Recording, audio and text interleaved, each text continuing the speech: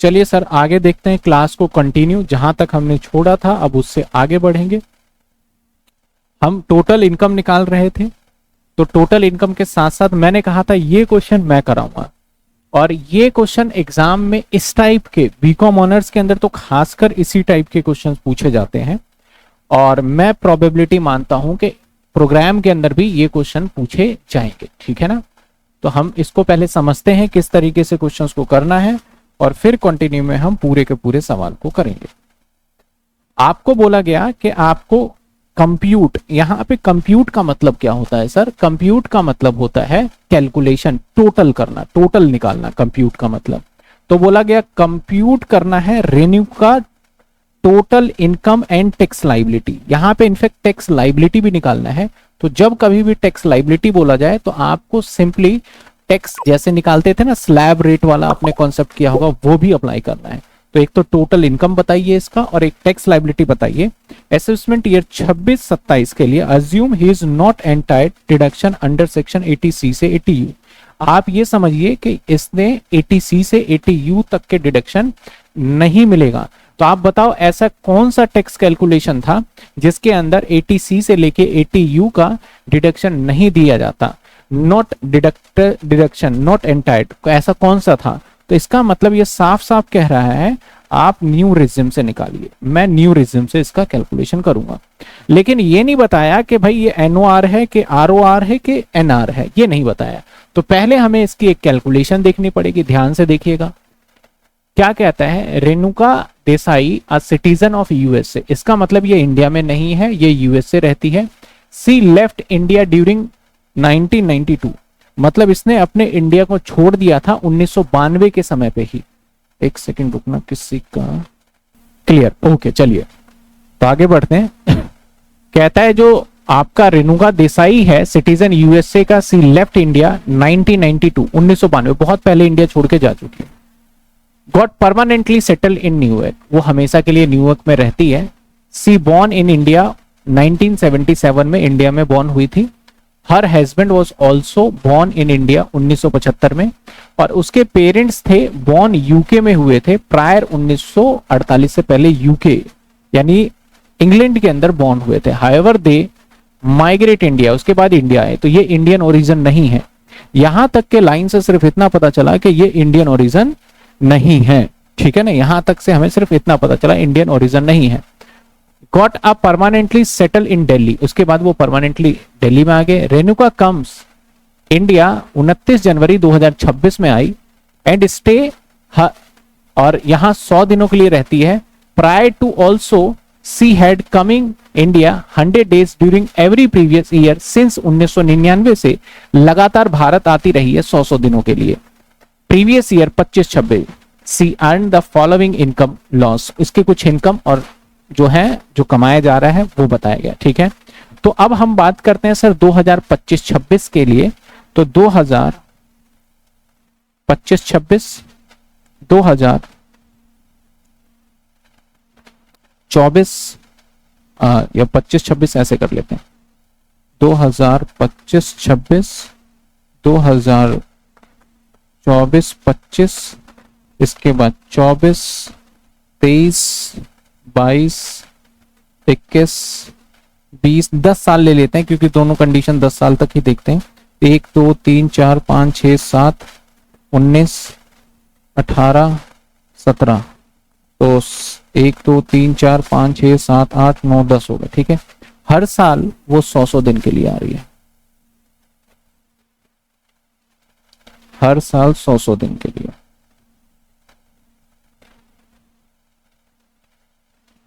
और ऐसा भी नहीं बोला कि किसी और कंट्री में टैक्स नहीं देती, तो डीम्ड ऑनर वाला कॉन्सेप्ट इस पे नहीं लगेगा। डीम्ड ऑनर में क्या था, किसी और कंट्री में टैक्स नहीं देना चाहिए था।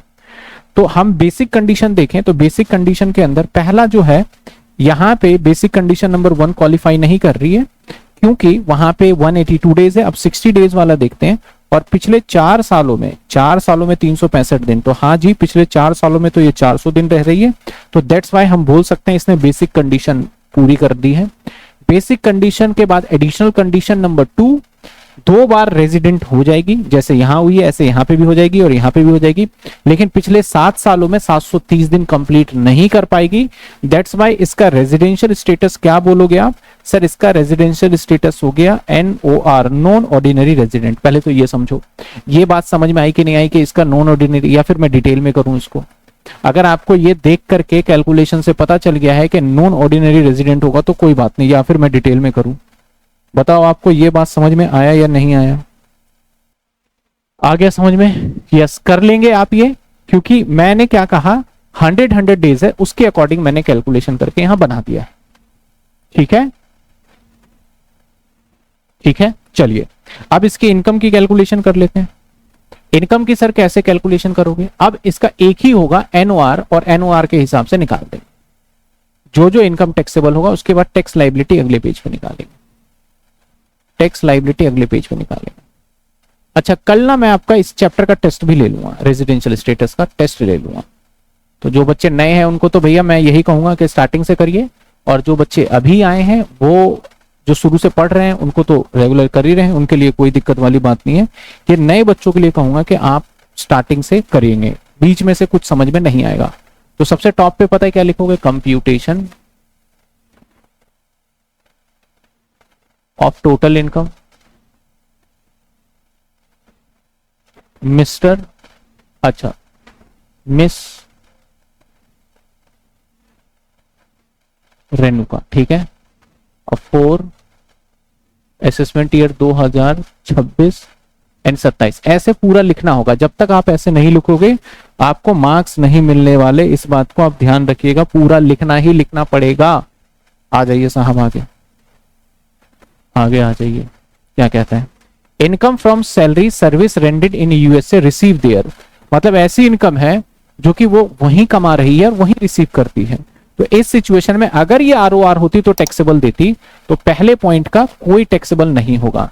तो पहला पॉइंट जो है इनकम सैलरी फ्रॉम यूएसए,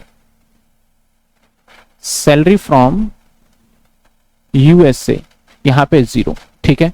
अब सर यहां पे आप सिर्फ निल लिख दोगे तो क्या एग्जाम में मार्क्स मिल जाएंगे? नहीं, इसके लिए नीचे नोट भी लिखना पड़ेगा कि क्यों यहां पे नहीं है, क्योंकि इसने रिसीव भी वहीं किया और आपका अर्न भी वहीं पे, दैट्स वाई यहां पे टैक्सेबल नहीं होगा। थोड़े छोटे छोटे नोट लिखने पड़ेंगे। Income house property in India receive USA, तो number 2 income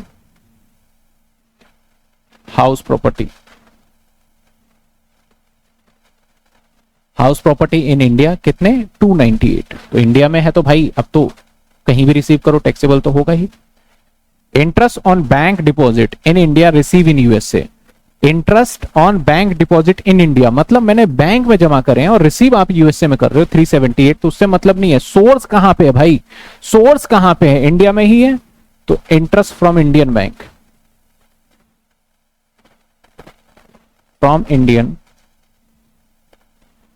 bank, from Indian bank कितना? 378। आ जाओ। Loss from business in India, business India में कर रहे थे वहां से लॉस हो गए, कंट्रोल फ्रॉम यूएसए, यानी ऐसा बिजनेस जो कि इंडिया में था कंट्रोल यूएसए से, फर्क नहीं पड़ता भाई आपका अगर लॉस हो गया है। तो third point loss from Indian business. आपको आगे चल के मैं समझाऊंगा कि एक set of and carry forward के नाम से चैप्टर है कि अगर हम प्रॉफिट कमाते हैं तो लॉस होता है तो लॉस को माइनस कर सकते हैं।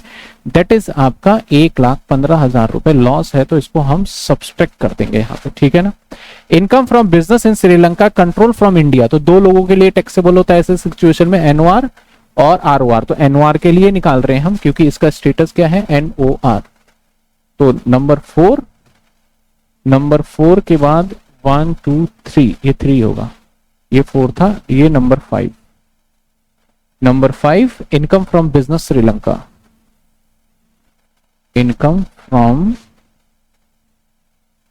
बिजनेस श्रीलंका कितने हैं? Income from business Sri Lanka that is 199।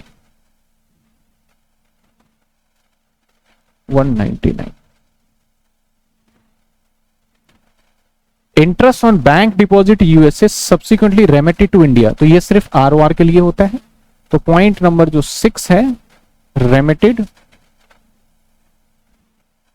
To India, ये टैक्सेबल नहीं होगा। अब आपको क्या करना है, सारे पॉइंट्स लिखे हुए हैं, मैं आपके सामने हूं, आपको जो भी पॉइंट समझ में नहीं आ रहा आप उस पॉइंट को मुझसे पूछ लोगे कि सर ये पॉइंट हमें समझ में नहीं आ रहा है, और फिर मैं आपको बता दूंगा। सिंपल, 298 378 माइनस 1,15,000 प्लस 199, ये आ गया 760 टोटल इनकम। पहले बताइए यहां तक, फिर टैक्स लायबिलिटी निकालेंगे। यहां तक बताइए जितने बच्चे लाइव हैं, क्या आपको समझ में आ गई यहां तक की कहानी? तो फिर मैं इसके ऊपर टैक्स लायबिलिटी बता देता हूं। क्या यहां तक आपको समझ में आ गया? बताइए जल्दी जल्दी। यहां तक कहानी आपको समझ में आ गई? सर लॉस लिखा है तो कोई दिक्कत नहीं, नहीं कोई दिक्कत नहीं है, लॉस लिख देंगे कोई दिक्कत नहीं है, ब्रैकेट में करके दिखा दिया। इसका सेटअप एंड कैरी फॉरवर्ड जब हम चैप्टर करेंगे तो किससे माइनस होता है वो तब सीखेंगे। ठीक है, यहां तक क्लियर है? Yes clear. चलिए ध्यान दीजिएगा, मैंने यहां थोड़ा सा रफली किया है, इसको आपको फेयर करके देके चलना है, फिर ये करेंगे आप। नाउ अब आपकी टैक्स लायबिलिटी निकालते हैं, यहीं पे निकाल देता हूं मैं टैक्स लायबिलिटी, पीछे नहीं जाता। अब न्यू रिज्यूम के अंदर कितने तक एग्जेम्प्ट होता है साहब? इसके अंदर एग्जेम्प्ट होता है कितने? 12 लाख रुपए तक। इनकम बन रही है 7,60,000। तो सबसे पहले हम लिखेंगे जो हमारा up to computation of tax liability, of tax liability किसके लिए निकाल रहे हो? फॉर मिसेस, क्या नाम था इसका? रेणुका। For assessment year 2026। ये पूरा सजाना है भाई, ये कहीं सोचो ये मैं ऐसे ही लिख रहा हूं, ये नहीं लिखोगे एग्जाम में मार्क्स नहीं मिलेंगे। बहुत बच्चों के नंबर एग्जाम में कम आते हैं, रीजन है कि वो फॉर्मेटिंग ना ऐसे करते हैं जैसे कि क्या बताएं, मतलब फॉर्मेट टेक्स्ट के अंदर, और नोट बड़े अच्छे से लिखना पड़ेगा टेक्स्ट के अंदर, इस बात को ध्यान रखिएगा। फॉर्मेट और नोट्स बड़े अच्छे से लिखना पड़ेगा। मन तो मेरा भी करता है कि चलो मैं भी ऐसे बता दूं, आपको समझाना है, समझ में आ गया, काम बन गया, लेकिन नहीं, फिर मैं गंदा गंदा अगर करूंगा तो फिर आप कैसे करोगे, है ना। यहां पे रेट, यहां पे टैक्स, तो up to 4 lakh 0% 0, next 4 lakh, तो नेक्स्ट 4 लाख तो बनेगा ही नहीं, 360 बनेगा, तो 5%, तो 5% 360 पे कितना बनेगा? 18,000, है ना। 18,000 सीधा, और लेस क्योंकि 12 लाख से कम है, 87A रिबेट, तो 18,000 पूरे रिबेट हो गए। तो टैक्सेबल लायबिलिटी क्या बनने वाला है? टैक्स लायबिलिटी इज 0, बात खत्म।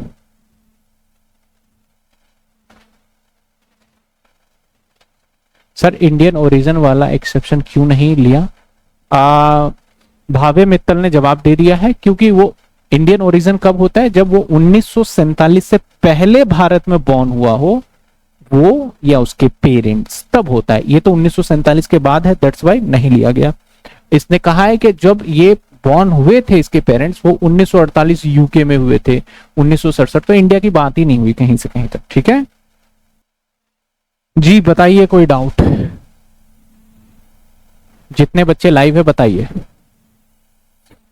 नहीं डाउट? देखो आपको कमेंट में ना जवाब तो देना पड़ेगा।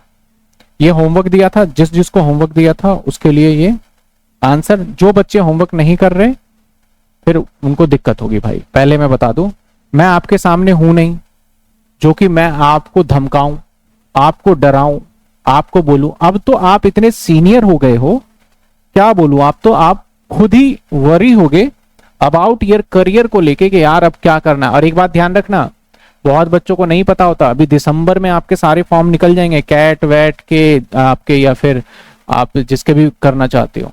कुछ बच्चे आते हैं कि सर अगले साल होता ना, वो तो नहीं भाई, फॉर्म पहले निकल जाएंगे इसी साल, तो अभी से प्रिपरेशन कर लो। यूजी का करना है या पीजी का करना है, एमबीए का करना है, अभी से लग जाओ उसकी प्रिपरेशन में, तो आपके ऊपर ज्यादा बर्डन होगा इस साल।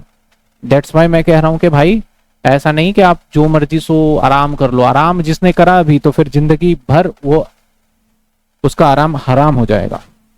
तो एक आपको NOR और एक ROR, दो के लिए बताना है, ROR के लिए बताना है, NOR के लिए बताना है, फॉर्मेटिंग पूरा आपको करना होगा, ठीक है।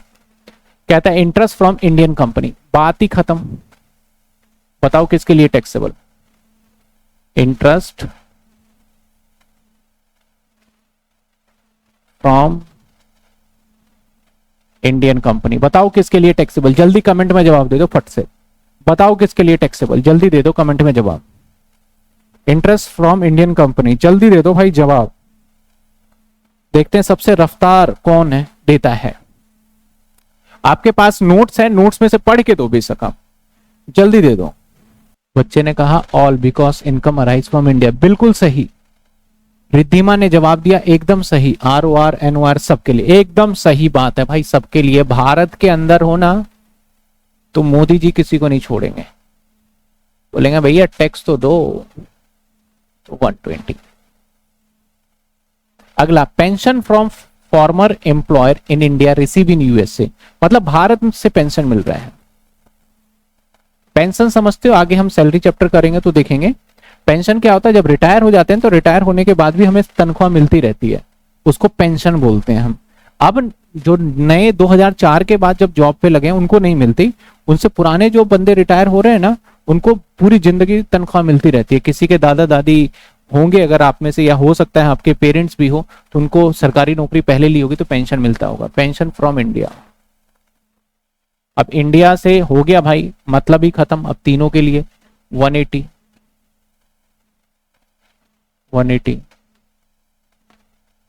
1 2।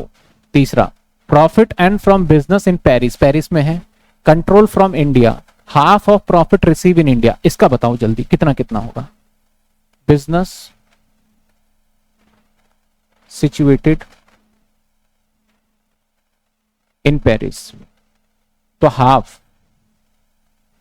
और हाफ, हाफ जो रिसीव हो गया, यानी 2 लाख है, 2 लाख का हाफ कितना हुआ, 1 लाख। तो जो 1 लाख रिसीव हो गया, तो रिसीव तो भैया सबके लिए टैक्सेबल होता है, और जो तीसरा तो है नहीं तो उसमें भी करता, और बाकी जो रिसीव नहीं हुआ वो तो 2 के लिए टैक्सेबल होगा, तो भैया 2 के लिए वो टैक्सेबल। इन शॉर्ट दोनों के लिए 2-2 लाख, ठीक है, ऐसे लिख दिया मैंने। आप चाहते तो एक ही बार में 2-2 लाख भी लिख सकते हैं। इनकम एग्रीकल्चर भूटान, भूटान में एग्रीकल्चर इनकम, एग्रीकल्चर भूटान में,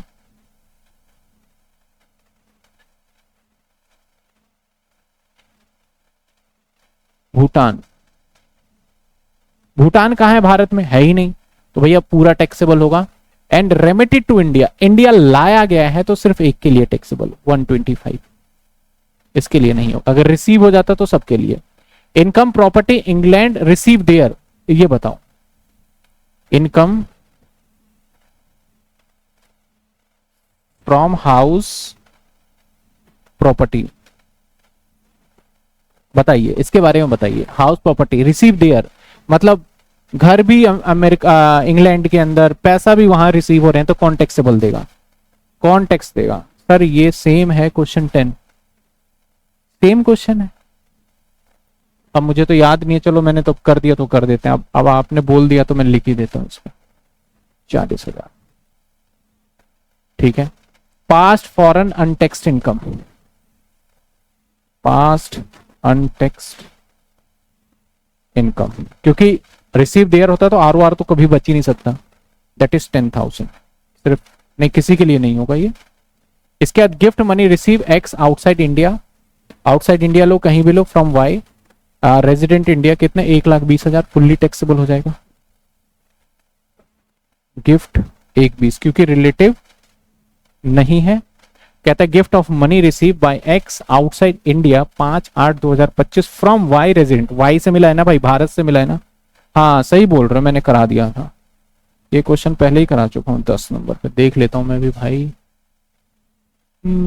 दोबारा हो गया, क्या करें, 2 जगह आया होगा, 2 जगह ले लिया। 11:45 5:20, 11:45 5:20, चलो कोई बात नहीं। चलिए इस क्वेश्चन में किसी को डाउट?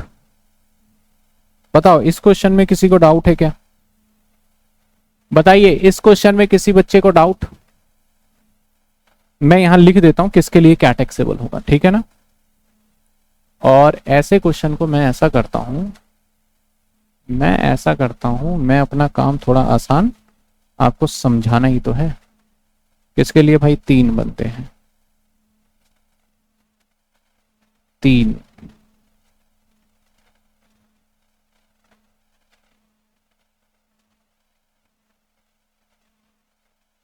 एक, अब ऐसे ही कर दूंगा यार, कुछ जल्दी करा देंगे ना आपको। ROR NR, इन 3 के लिए निकालना है। कहता है salary income receive in India, receive हो गया इंडिया में तो 390, 390, 390। एग्जाम में मत कर देना, एग्जाम में तो वैसे होगा भी नहीं ऐसा। Income from profession in India, India में है यानी बिजनेस हो रहा है इंडिया से, तो कौन बचेगा? कोई नहीं बचेगा मेरे भाई। इसके बाद property income in Uganda out of which 240 was remitted to India, तो भाई 5 लाख रुपए इसके लिए होगा। रिसीव भी वहीं हो रहे हैं ना, बाकी के लिए होगा ही नहीं।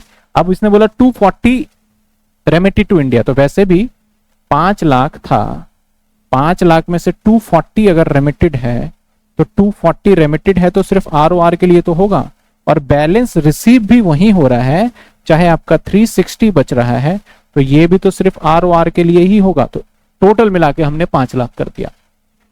Profit earn business in Bangalore, Bangalore कहाँ है यार? ये तो भारत में ही सुना सुना लगता है, तो भारत में ही है तो फिर तो क्या सोचना, तुम्हारा स्टेटस मैटर ही नहीं करेगा।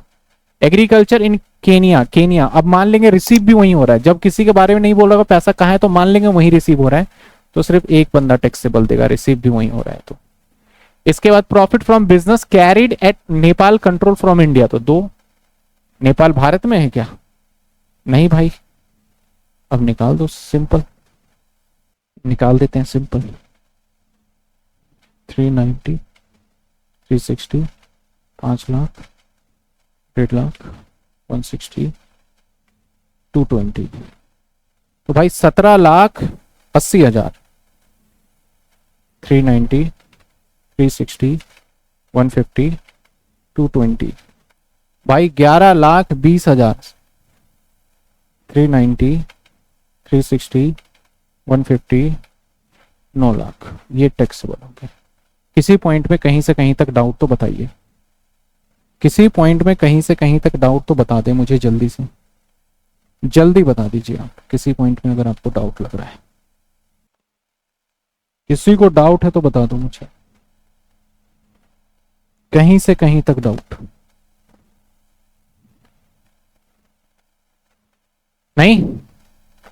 सी पॉइंट में सर, सी पॉइंट क्या कहता है? प्रॉपर्टी इनकम युगांडा, अब युगांडा भारत में नहीं है तो आउट ऑफ इंडिया हो गया, और उसका आधा पैसा रिसीव नहीं कर रहे, रेमिटेड कर रहे हैं। तो जब भी रेमिटेड का कॉन्सेप्ट आता है तो ऐसे सिचुएशन में एक के लिए टैक्सेबल होते हैं, तो ठीक है भाई, जितना पार्ट रेमिटेड कर रहे हैं एक के लिए टैक्सेबल कर देंगे। बैलेंस जो बचा वो भी रिसीव, हम ये अज्यूम कर रहे हैं कि वहीं हो रहा होगा। जब तक इंडिया में रिसीव ना बोला जाए नहीं मानोगे, वो भी रिसीव कहां हो रहा होगा? वहीं हो रहा होगा।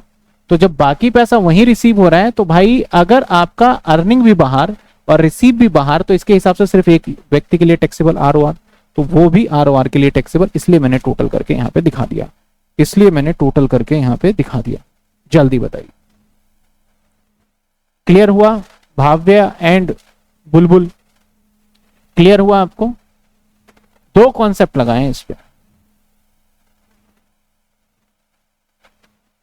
हाँ, वो हमेशा ROR, यानी ROR का सिचुएशन ऐसा है ना कि ROR का मतलब तुम तो पक्के भारत के ही हो भाई, तुम कहीं भी कमा रहे हो तो तुम्हें टैक्स देना पड़ेगा, हमें मतलब नहीं है रिसीव कहाँ है, कहाँ क्या हो रहा है। एक ही कंडीशन में आप टैक्स से बच सकते हो कि आपने उस कंट्री में भी टैक्स दिया हो, तो डबल टैक्सेशन तो नहीं देंगे आपसे। चलो मेरे भाई आ जाओ, यहां तक समझ में आ गया? चलिए अब हम जो रेजिडेंशियल स्टेटस है ना वो देखेंगे HUF का। रेजिडेंशियल स्टेटस किसका देखेंगे? HUF। एग्जाम के पॉइंट ऑफ व्यू से बहुत कम पूछा जाता है, आपका इंडिविजुअल का होगा। सिलेबस में कई बच्चे बोलते हैं कि सर करा दो, इसलिए मैं ये वाला बता देता हूं। HUF का जो रेजिडेंशियल स्टेटस है ना, यहां पे एचयूएफ का मतलब क्या होता है? एचयूएफ ना जैसे कि एक मेंबर हो गया, दूसरा मेंबर हो गया, तीसरा मेंबर हो गया, मान लेते हैं, ये मान लेते हैं मिस्टर एक्स है, ये मान लेते हैं मिसेस एक्स है, ये इसका बच्चा मान लेते हैं कि ए है, बच्चा ए है, ठीक है, इसका सन ए है। अब 3 मेंबर है। अब ऐसे सिचुएशन में एक ये कम्युनिटी या एक ये यूनिटी बनाना चाहते हैं जिसके अंदर, अरे एक सेकंड भाई, एक सेकंड रुक जाना थोड़ा सा,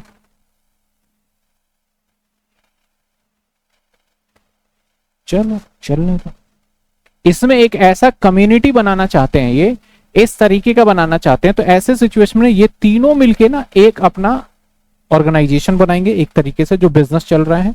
इसमें से मेन बंदा कौन होगा सर? मेन बंदा ये होगा, इसमें से मेन बंदा ये होगा, ये मेन बंदा होगा, एकदम मेन बंदा होगा।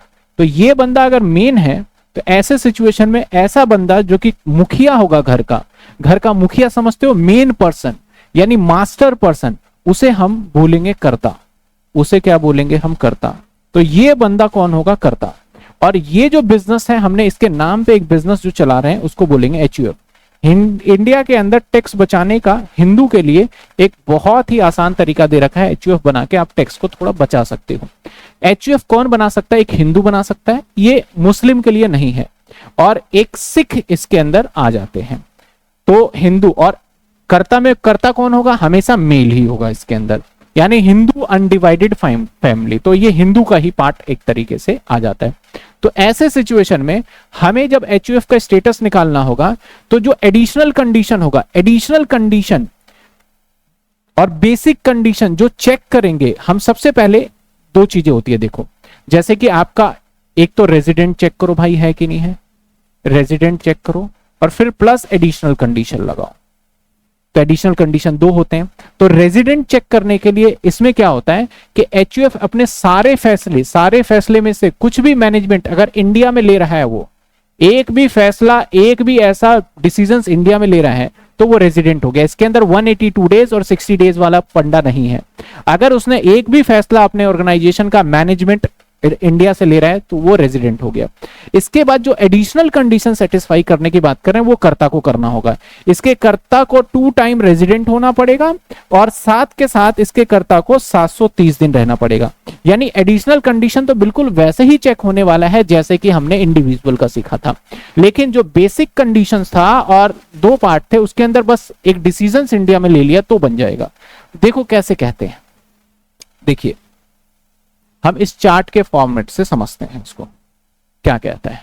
कहता है एचयूएफ 62 के accordingly resident India control management of affair not होनली outside India, मतलब इंडिया के बाहर पूरा नहीं होना चाहिए, इंडिया में कुछ भी होना चाहिए तो उसे रेजिडेंट बोल देंगे।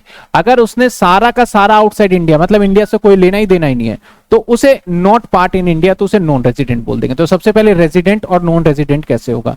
अगर इंडिया में कोई फैसला ले रहा है वो मैनेजमेंट कंट्रोल का मतलब भाई भारत के अंदर जो भी बिजनेस है, मीटिंग वगैरह भारत में कर लेता है तो उसे बोलते हैं कि मैनेजमेंट फैसला यहां ले रही है। अगर भारत में कुछ भी नहीं करता, सब बाहर ही चल रहा है, तो नॉन रेजिडेंट हो जाएगा। अगर कंट्रोल और मैनेजमेंट क्या होता है? Refer to the decisions taken regarding the affairs of the HUF के रिगार्डिंग लाइंस प्लेस, क्या होगा? Decision regarding the affairs of HUF are taken, जो भी फैसले होंगे लेगा। अब जैसे ही रेजिडेंट इंडिया फर्दर क्लासिफिकेशन करेंगे, आपका या तो वो आरओआर बनेगा या तो एनओआर बनेगा। आरओआर बनने के लिए उसे क्या करना होगा? आरओआर बनने के लिए कंडीशन नंबर 2 एडिशनल कंडीशन किसको सेटिस्फाई करना पड़ेगा? कर्ता must satisfy board condition, additional वाले। कौन से वाले? एडिशनल वाले। तो बोलता है पहले एक बार 10 बार आपको आउट ऑफ 2, मतलब 10 सालों में आउट ऑफ 2 टाइम रेजिडेंट, और पिछले 730 दिन पिछले 7 सालों में इंडिया में रहना पड़ेगा। अगर आप ये काम कर लेते हो तो आप बन जाओगे आरओआर, रिजल्ट आप बन जाओगे क्या? आरओआर। नीचे वाले पॉइंट को मैंने 2 बार कर दिया है, इसको एक ही बार कर देते हैं, क्रॉप कर देते हैं, बस ये यहीं तक। तो आप क्या बन जाओगे? आरओआर बन जाओगे। पहले बात समझ में आई कि नहीं आई? बात समझ में आई कि नहीं आई?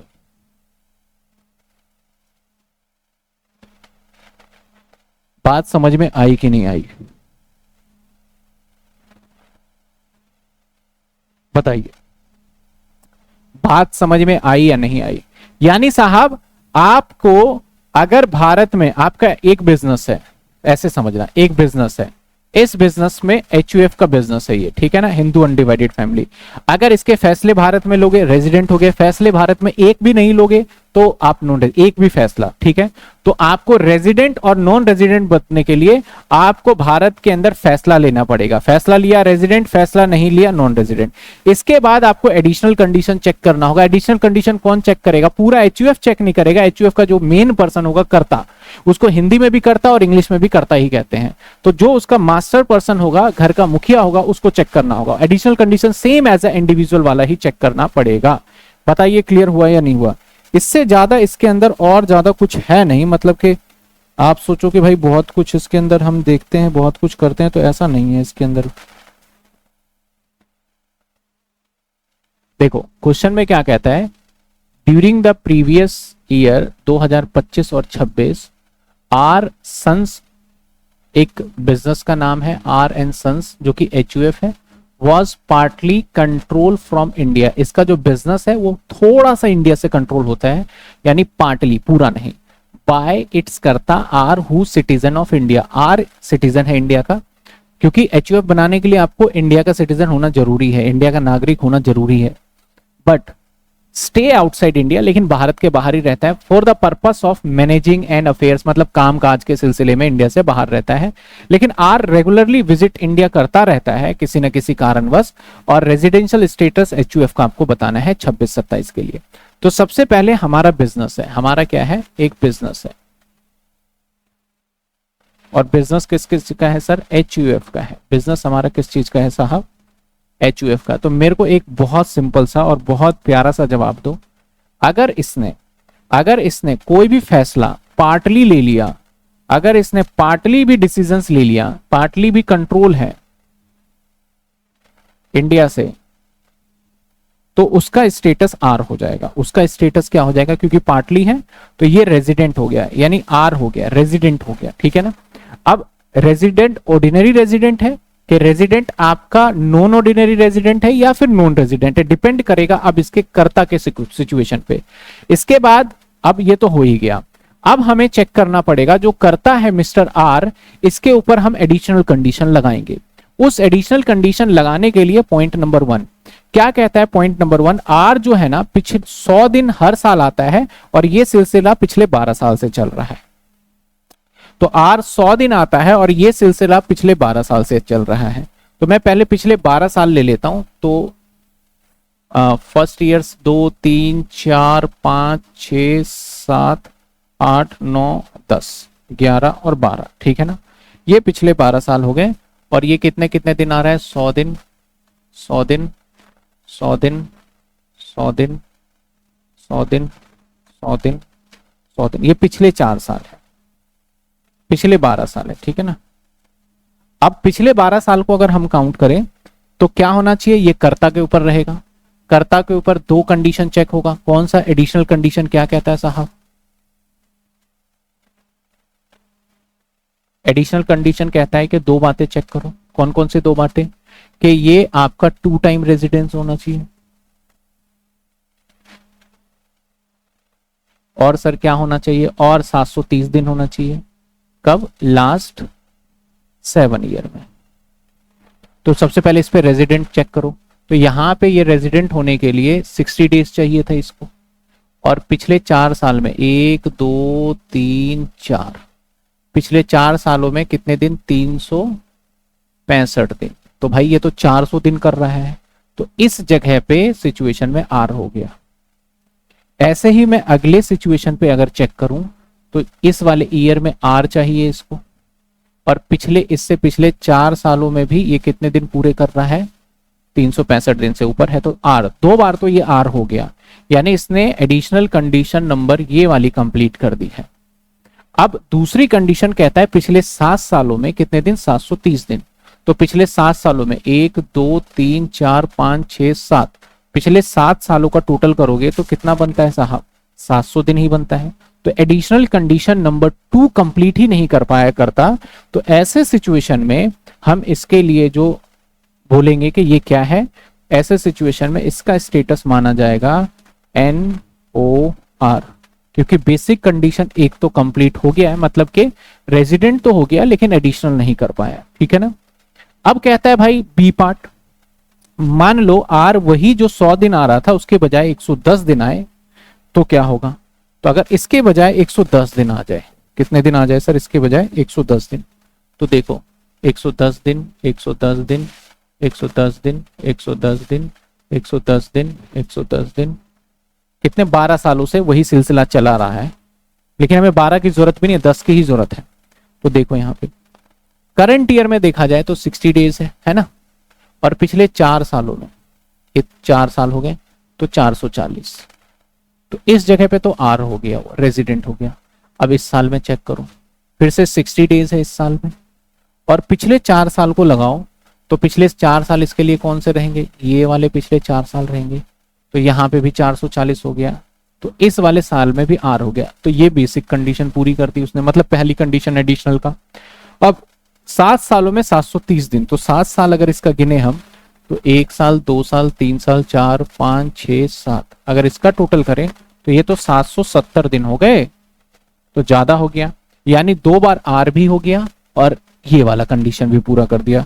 इसका मतलब सर इसका रेजिडेंशियल स्टेटस क्या हो जाएगा, ROR। इसका रेजिडेंशियल स्टेटस क्या हो जाएगा सर, ROR हो जाएगा इसका रेजिडेंशियल स्टेटस, ठीक है। बताओ 2 पॉइंट में कोई गड़बड़, कोई समस्या, कोई परेशानी, 2 पॉइंट में बताओ, कोई दिक्कत, कोई परेशानी, कोई समस्या है क्या? 2 पॉइंट में बता दो भाई, 2 पॉइंट में बता दो आप। तीसरा चेक करते हैं, R has been visiting India for the last 12 year during the immediately preceding 4 year। पिछले 4 सालों में ना वो was in India 50 days, बस 50 ही दिन आता है, लेकिन उससे पहले प्रायर 200 दिन आता है। इसका मतलब भाई वो पिछले 4 साल तक तो 50-50 दिन आता है, मतलब पहले साल 50 दिन, फिर 50 दिन, फिर 50 दिन, फिर 50, उसके बाद ये 200 दिन आता है भाई। 12 साल तक चलता है ये सिलसिला, 200 हमें तो अगर हम देखें रेजिडेंट की बात करते हैं, यहाँ पे नहीं है रेजिडेंट, यहाँ पे नहीं है रेजिडेंट, मतलब 2 बार रेजिडेंट होना चाहिए था ना, यहाँ पे भी नहीं हो पाएगा क्योंकि 60 दिन भी नहीं है, यहाँ पे भी नहीं हो पाएगा, यहाँ पे भी नहीं, यहाँ पे फट से हो जाएगा। क्यों सर? क्योंकि 182 दिन लगा देंगे यहाँ पे, और यहाँ पे भी हो गया, तो पिछले 10 साल 1 2 3 4 5 6 साल में ही हो गया, तो ये कंप्लीट कर दिया। अब हमें चेक करना है 730 दिन हो रहा है क्या पिछले 7 सालों में, तो 1 साल 2 साल 3 साल 4 साल 5 साल 6 साल 7 साल, टोटल करो इसका, तो 50 100 200 400 600, ये तो 800 दिन हो रहा है। इसका मतलब इसने ये भी कंप्लीट कर दिया। तो इसका मतलब क्या हुआ सर, इसका मतलब हुआ हमारा कि ये वाला हमारा, ये भी हमारा ROR बन गया, ये भी क्या बन गया हमारा ROR। सर वॉइस नहीं है, फिर से वॉइस नहीं है, ये क्या हो रहा है इसके अंदर? माइक तो पूरा है। कितने बच्चों को वॉइस नहीं आ रही है बताइए एक बार।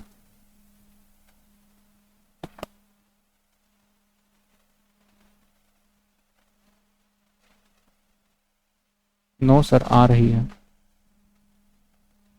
तो वंस एक बार आप चेक कर लीजिए, क्या पता एरर हो, क्योंकि सभी को नहीं आ रही है तो मैं चेक करूं एक बार। यहां तक समझ में आ गया? तो मैं HUF वाले केस की बात करूंगा ना तो बहुत रेयर है, बहुत कम पूछा है, आपको पिछले साल क्वेश्चन में भी नहीं आएगा। इंपॉर्टेंट इंडिविजुअल वाला है चैप्टर, हमारा वो वाला पार्ट खत्म हो गया, ये तो मैं एडिशनली बता देता हूं आपको, अगर भूले भटके आगे तो ऐसे करना है। अब आता है एक कंपनी का, मैंने स्टार्टिंग में ही बोला था कि मैं 3 चीजें कराऊंगा, 3 चीजों का पढ़ाऊंगा कंपनी का। तो कंपनी की बात करें, बाकी LLP वगैरह सॉरी लोकल अथॉरिटी वगैरह का नहीं आता। कंपनी के अंदर क्या होता है, बड़ा सिंपल सी चीज है, यहां पे एडिशनल कंडीशन की चीज चेक नहीं करना। कंपनी के केस में या तो आप रेजिडेंट होंगे या फिर आप नॉन रेजिडेंट होंगे, 2 ही होगा। अगर आप इंडियन कंपनी हो तो रेजिडेंट हो, अगर आप इंडियन कंपनी नहीं हो, फॉरेन कंपनी हो तो आप नॉन रेजिडेंट हो, 2 ही कॉन्सेप्ट लगता है। सर इंडियन कंपनी होने के लिए आपको इंडिया के अंदर रजिस्टर्ड होना पड़ेगा, या फिर जो डिसीजंस होते हैं वो इंडिया के अंदर लेना पड़ेगा, तब आपको इंडियन कंपनी की उपाधि मिल जाएगी। आइए देखते हैं क्या कहता है। कहता है कंपनी का कैसे स्टेटस चेक करोगे, रेजिडेंट इन इंडिया कब हो जाओगे, a company said to be resident in India तब माने जाओगे इन एनी प्रीवियस ईयर। कैसे, कब?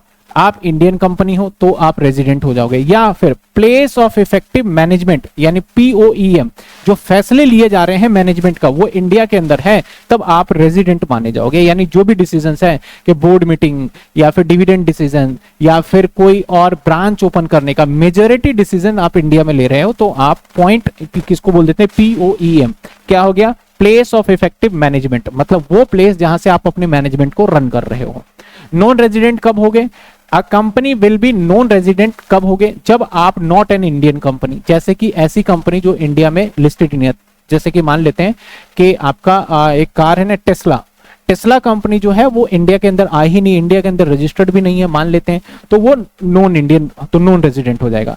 और प्लेस ऑफ इफेक्टिव मैनेजमेंट जो है वो इंडिया के अंदर भी नहीं है, उसके हिसाब से हो जाएगा।